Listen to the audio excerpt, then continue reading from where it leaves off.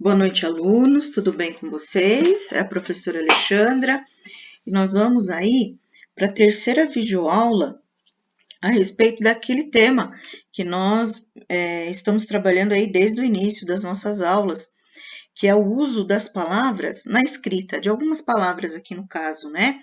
Aquelas palavrinhas que sempre causam um pouco de dúvida na hora de colocar no papel. A gente sempre tem dúvida na escrita, né? Em uma outra palavrinha. Eu vou lembrar vocês que a gente termina esse assunto com essa videoaula.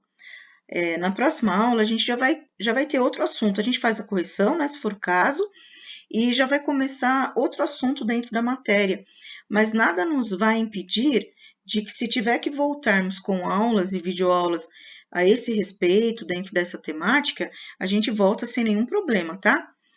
Então, por enquanto, a gente só vai dar continuidade aí ao que a gente já estava vendo antes, e agora com mais algumas palavrinhas aí para esclarecer o uso na escrita. Vamos lá, então. Mal com U e mal com L. Sempre dá uma confusão aí na hora de escrever, né? Porque na fala é tudo igual, quando a gente fala mal, é mal, né? Não dá para saber se é com L ou se é com U. Mas é importante que a gente saiba que existem duas situações de uso na escrita. O mal com U é o contrário de bom. Vamos ver os exemplos aqui. Aquele homem é um mau exemplo de pessoa. Esse mal aqui com U, ele representa um adjetivo, representa uma característica. Por isso que ele é com U.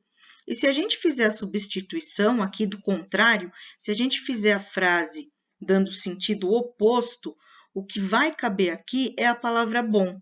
Olha só, aquele homem é um bom exemplo de pessoa. Então, quando a gente consegue substituir pela palavra bom, esse mal é com U, né? Mal com U é contrário de bom. Aquele homem é um mau exemplo de pessoa. Outro exemplo, o mau caráter é percebido por suas ações, certo? Agora aqui, o mal com L. Mal com L é o contrário de bem. Por exemplo, aqui eu tenho aqui, o mal nunca vence. Se eu quisesse substituir, qual o oposto do mal com L? O oposto, o contrário do mal com L é a palavra bem. Se eu colocar a palavra bom aqui, não vai dar certo. Eu não posso dizer, né? Por quê? Porque o mal com L é contrário de bem, certo? O mal nunca vence. Se eu fizer o oposto aqui, eu posso colocar o bem sempre vence. Agora aqui outro exemplo. O funcionário foi mal educado com a cliente. Esse mal educado é um mal educado com L. O funcionário foi mal educado com a cliente. O contrário disso seria o funcionário foi bem educado com a cliente. Então, mal com U, contrário de bom. Mal com L, contrário de bem. Certo? Certo. Vamos lá para mais aí um estudo de palavras. Sessão. Olha só a palavra sessão, que na fala é tudo igual, né? Mas para nossa alegria, só que não, existem 3 formas de escrita da sessão, com 3 significados diferentes. Vamos começar pela sessão com S e depois 2 S. Olha como ela escreve. Começa com S e depois tem 2 S aqui. Essa sessão com S, 2 S, ela significa reunião, encontro, espaço de tempo, né? Ela dá uma noção primordialmente de encontro entre pessoas. Por exemplo, esta sessão decidirá com quem ficará a guarda das crianças. Que situação que a gente tem aqui? A gente tem o encontro, uma reunião entre pai, mãe, advogados e juiz, para quê? Para decidir a guarda dos filhos. O que acontece? Houve aqui uma separação de um casal e isso foi para o juiz, né? E o juiz que vai decidir com quem fica as crianças. Então, a situação aqui é uma sessão, ou seja, um encontro entre pai, mãe, advogados e juiz para decidir a guarda dos filhos. Então, tudo que pressupõe reunião, encontro, é uma sessão com S depois 2 S. Agora aqui outro exemplo. Os ingressos para a sessão de estreia já estão disponíveis. Ou seja, Quando é sessão de cinema, quando é sessão de teatro, é uma sessão com S e 2 S. Por quê? Porque a sessão de teatro, a sessão de cinema, ela pressupõe um encontro, uma reunião de pessoas que estão ali com a mesma finalidade.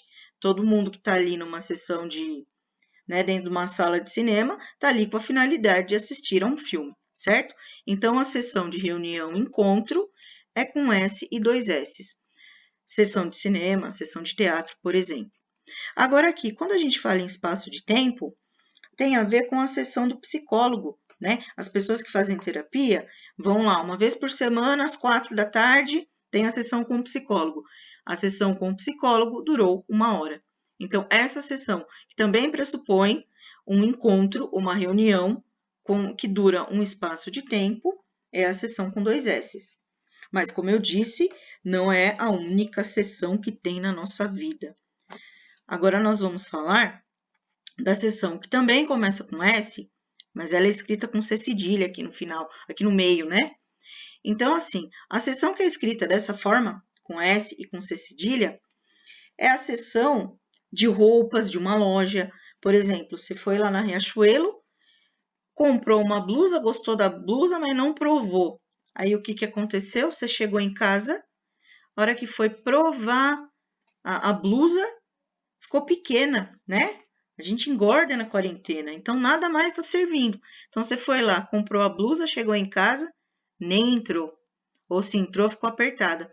Aí o que você quer saber quando você quer trocar? Onde é que fica a sessão de trocas? A sessão de trocas fica no final do corredor. Então, sessão de loja, não tem? Imagina uma loja de departamento. Tem a sessão de loja de roupa feminina, a sessão de roupa masculina, a sessão de roupa infantil, sessão de perfumaria, sessão de brinquedos. Então, sessão de loja é dessa forma, com S e com C cedilha. Agora tem a sessão da fábrica também. Onde é que você trabalha? Ah, eu trabalho na seção da ferramentaria, ou então eu trabalho na seção de controle de qualidade. A seção da fábrica, assim como a seção de loja, também é com S e C cedilha. A seção da ferramentaria, onde trabalho, é muito requisitada, certo?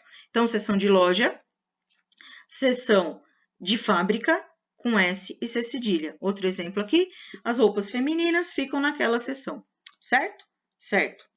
Mas como se não bastasse, temos uma outra seção e vamos para ela. A seção que começa com C e depois tem 2 S's. Essa seção que começa com C e depois tem 2 S's, ela é sinônimo de doação, ela é sinônimo de partilha. Vamos ver aqui. O juiz determinou a cessão da herança. Então, aqui a gente tem um caso, imagina que o chefe da família faleceu e vai ter que partilhar os bens. Para onde que vão de novo? Lá vai para a dona Justiça, diante do juiz, para ver quem vai ficar como quê. Então, aqui, o juiz determinou a cessão da herança, que é a mesma coisa que partilha, vem aqui do repartir, a partilha da herança. Outra vez, tem um outro exemplo aqui, a cessão com C e com 2 S's. Foi determinada a cessão das cadeiras para a ONG. Cessão aqui está no sentido de doar, de doação. Então, vamos lá, foi determinada a doação das cadeiras para a ONG. Essa cessão, no sentido de doação, eu acho que tem a ver com o verbo ceder. Ceder é a mesma coisa que doar, que conceder. Então, aqui é sinônimo de doação. Foi determinada a doação das cadeiras para a ONG, que é a mesma coisa que eu dizer que foi determinada a cessão das cadeiras para a ONG. Cessão no sentido de doação. Outro exemplo, o governo autorizou a cessão de livros para as escolas. O governo autorizou a doação de livros para as escolas. Certo? Certo. Vamos lá para aqui mais palavrinhas aí para a gente estudar. A palavra concerto, olha aqui, concerto com S. Tem duas formas de concerto. A primeira é o concerto com S. O concerto com S é a ação da gente dar reparo em alguma coisa, arrumar, consertar. Olha aqui, vou consertar a bobagem que cometi. Quem é que não faz uma bobagem na vida, só que a gente faz a bobagem, mas conserta com S essa bobagem.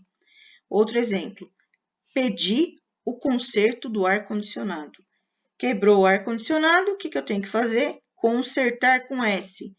Pedir o conserto do ar-condicionado. O aparelho foi levado para conserto. Então, esse conserto, que é de arrumar mesmo, quer dar um reparo, arrumar o que está quebrado, né? Arrumar o que tem que arrumar o que estava errado, é o consertar com S. Então, a gente conserta a bobagem que comete, a gente conserta o ar-condicionado, a gente leva a TV para o conserto, leva o celular para o conserto. Então, toda vez que quebra, a gente conserta com S. Toda vez que a gente faz uma bobagem, a gente conserta essa bobagem com S, certo? Tudo que está errado, a gente conserta com S. Agora, vamos ao conserto com C. Existe? Existe. O concerto com C significa uma apresentação musical. Digamos que você foi convidado para ver algum show. Então, você vai lá, né, sei lá, sua mãe, sua tia, eu fui ao concerto do Roberto Carlos. Ela foi ao show do Roberto Carlos. Ou então, eu fui ao concerto da Filarmônica de Londres. Ou seja, ela foi a um concerto musical da Orquestra Sinfônica de Londres. Olha que chique, né? Então, aqui, fui convidado para o concerto musical. O grupo começou o concerto com o tema do novo álbum, né? Então, concerto com C é concerto de música, certo? É a mesma coisa que show musical, apresentação musical. Mas, para complicar a vida da gente, esse concerto com C, ele também é usado em outra situação. Vamos mudar. Muita atenção agora. A palavra concerto com C também pode ser utilizada no sentido de fazer um acordo, de entrar em um acordo, de fazer um combinado. Juro para vocês, não é usual, a gente não vê isso na prática, mas como existe, eu achei por bem deixar para vocês aqui a explicação. Vamos dar um exemplo. Concertaram de fugir de noite. Imagina lá, 2 casais de namorados que o pai e a mãe não deixam namorar, o que eles vão fazer? Vão fugir de noite. Concertaram de fugir de noite significa que eles combinaram de fugir de noite. Ou então, outro exemplo. Os parlamentares concertaram em adiar a votação do projeto. O que eles fizeram? Eles acordaram em adiar. Eles entraram num acordo para adiar a votação do projeto. Olha, eu vou falar para vocês a verdade. Eu li e leio toneladas e toneladas de livro. Eu nunca vi alguém usar o concerto nessa situação. Mas ele existe, então vale a pena passar para vocês.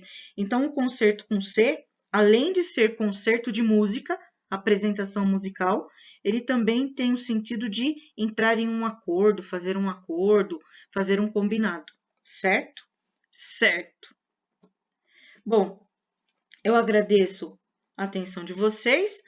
Interpretem essa imagem da forma como vocês quiserem. Eu tenho a minha interpretação. Depois vocês podem até me dizer o que vocês interpretam com essa imagem. E aqui eu tenho uma mensagem para vocês no fim dessa videoaula. A vida não tem controle remoto. Você tem que levantar e mudar. Ou seja, ninguém pode mudar a vida da gente. Os responsáveis por mudarmos o nosso destino somos nós mesmos, certo? Obrigada pela atenção de vocês. Até a próxima. Tchau. Fui. Abraço a todos.